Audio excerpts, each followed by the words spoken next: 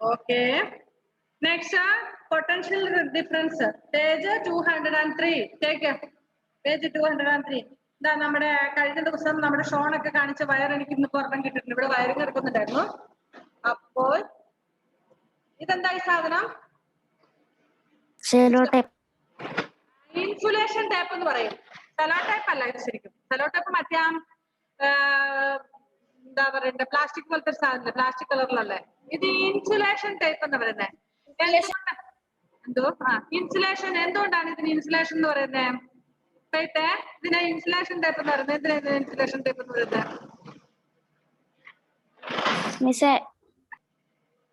അതിലൂടെ current pass ചെയ്യത്തില്ല. Insulator means the object that does not allow the electricity to flow.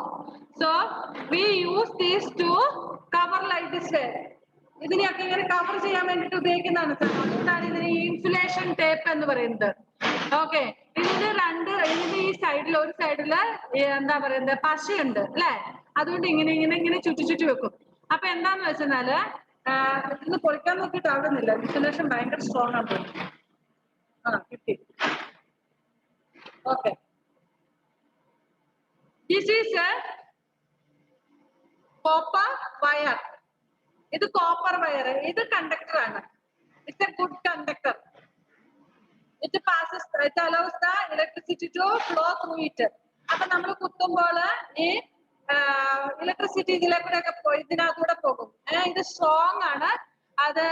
അതുകൊണ്ടാണ് ഇതിനെ ഉപയോഗിക്കുന്നത്, ഈ കോപ്പറിനെ ഉപയോഗിക്കുന്നത്. ഇനി നമുക്കറിയാം ഇത് നീളം തികയാതെ വരും. നമുക്ക് കുറച്ച് ദൂരോട്ട് എടുക്കുകയാണെങ്കിൽ ഈ വയർ ഇത്ര നീളമേ ഉള്ളൂ. എന്റെ കയ്യിലുള്ള വയറിന് ഇത്ര നീളമേ ഉള്ളൂ. ഈ നീളം പോരായെങ്കിൽ നമ്മൾ എന്ത് ചെയ്യും? ഇത് ഇങ്ങനെ കട്ട് ചെയ്തിട്ട് നിങ്ങൾ you have done this work. So you will take another wire. Just we will cut this cover, അതായത് ഇൻസുലേഷൻ ആയിട്ട് വന്നിട്ടുള്ള ഈ റെഡ് കളറിലുള്ള, അല്ലെങ്കിൽ ഇവിടെ ഇതൊരു ബ്ലൂ കളറാണ്, അങ്ങനെ വേറെ അല്ല, ഇവിടെ ചേർത്തിട്ടുണ്ട്. ഓക്കെ, അപ്പൊ ഇങ്ങനത്തെ കോട്ടിംഗ് ഉണ്ട്. ഇതെന്തിനാണ് ഈ കോട്ടിങ്? ഇൻസുലേറ്റർ ആയിട്ട് നമുക്ക് ഷോക്ക് അടിക്കാതിരിക്കാൻ വേണ്ടിയിട്ട്. ഇത് current does not allow the electricity to pass through it.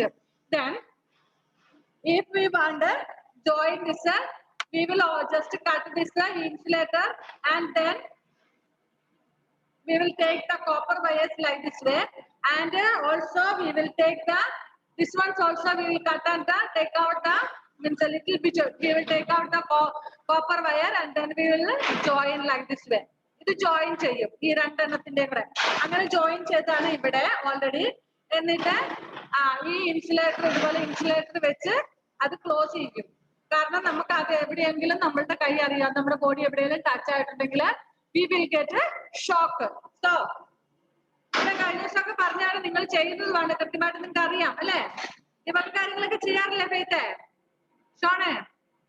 Okay. Okay, next potential difference. Suppose two vessels with here see in page 203, last 3 pictures have been given there. In first picture, 2 vessels are there and it is connected through a pipe. In one vessel more water is there, in second one a little less is there, isn't it? Okay, and in second picture it is given there a water pump is connected to that. That means in first picture we know that water always will flow from the high pressure to low pressure, not from the low pressure to high pressure. ഒരിക്കലും വെള്ളം താഴെ നിന്നും മുകളിലോട്ട് ഒഴുകത്തില്ല, പകരം മുകളിൽ നിന്നും നല്ല കൂടുതലുള്ളതിൽ നിന്നും കുറവുള്ളതിലേക്കാണ് ഒഴുകുന്നത്, മുകളിൽ നിന്നും താഴേക്ക്. അപ്പൊ ഫസ്റ്റ് പിക്ചറില് വാട്ടറിന്റെ പ്രഷർ എന്ന് പറയുന്നത് പിന്നെ ആ കൂടുതൽ വെള്ളമുള്ള പാത്രത്തിൽ നിന്നാണ്. അപ്പൊ ആ വെള്ളം ഇപ്പത്തെ പാത്രത്തിലേക്ക് ഒഴുകും. എന്നിട്ട് രണ്ടും കൂടെ ഒരു ലെവലായി കഴിയുമ്പോൾ നിൽക്കും. രണ്ടും ഒരു ലെവലായി കഴിയുമ്പോൾ നിൽക്കും. അങ്ങനെയാണ് സാധാരണ ചെയ്യുന്നത്. ഇനി സെക്കൻഡ് പിക്ചറില് ഫസ്റ്റ് വണ്ണില് വെള്ളം സെക്കൻഡ് ഇതിലേക്ക് പോകുന്നതിന് വെള്ളം കുറവിടത്തിലേക്ക് പോകുന്നു. പക്ഷേ